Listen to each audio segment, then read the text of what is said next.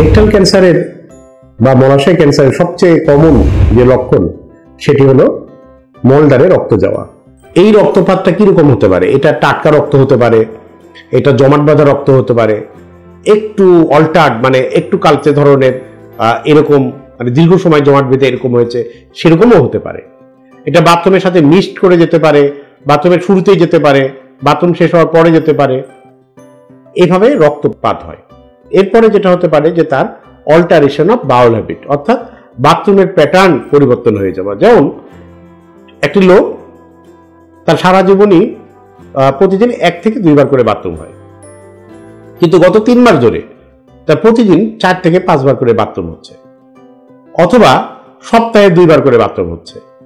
এরকম একটা পরিবর্তন চলে আসলো, এটাকে বলে অল্টারেশন অফ বাউল হ্যাবিট।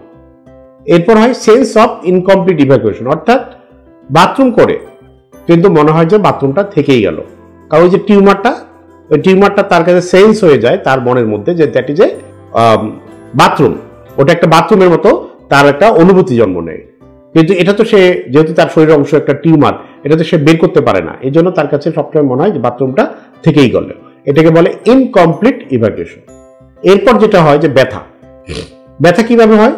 যেমন যে ওই যখন টিউমারটা ধীরে ধীরে বড় হতে থাকে, বড় হলে ওই জায়গাটা একটু সরু হয়ে পড়ে, সরু হয়ে গেলে বাথরুম যখন ক্লিয়ার হতে পারে না তখন তার পেইন হয়।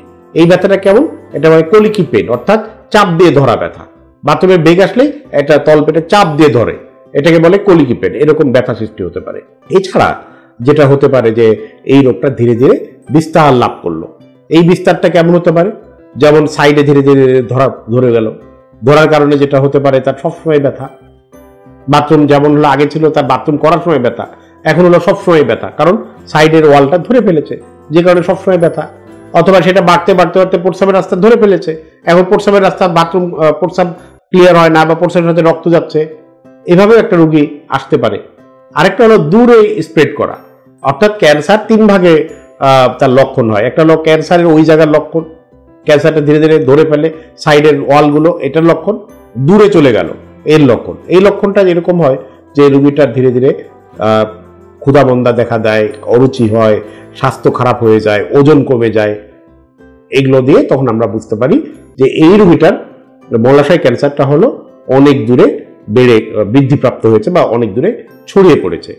এছাড়া এমন হতে পারে যে ওটা পেটের মধ্যে চারিদিকে ছড়িয়ে পড়ে পেটে পানি জমে গেছে, এইভাবে আমাদের কাছে আসলো। এই নানাভাবে এইটা আসে। তো আমাদের সবসময় টার্গেট থাকে যে এই লক্ষণগুলো প্রকাশ হওয়ার আগে যাতে রোগটা আমরা ধরতে পারি। অর্থাৎ প্রাথমিক অবস্থায় রেকটাল ক্যান্সার বা মলাশয় ক্যান্সার কোনো ধরনের লক্ষণ প্রকাশ করে না। তাহলে প্রাথমিক অবস্থায় যদি আমরা এই রোগটা ধরতে পারি তাহলে এটা চিকিৎসা করলে একেবারে নির্মূল হয়ে যায় এই রোগটা। এই জন্য আমাদের সবসময় টার্গেট যে একটা রোগীকে রোগের লক্ষণ শুরু হওয়ার শুরুর দিকে অথবা তারও আগে এই রোগটা নির্ণয় করা। ধন্যবাদ।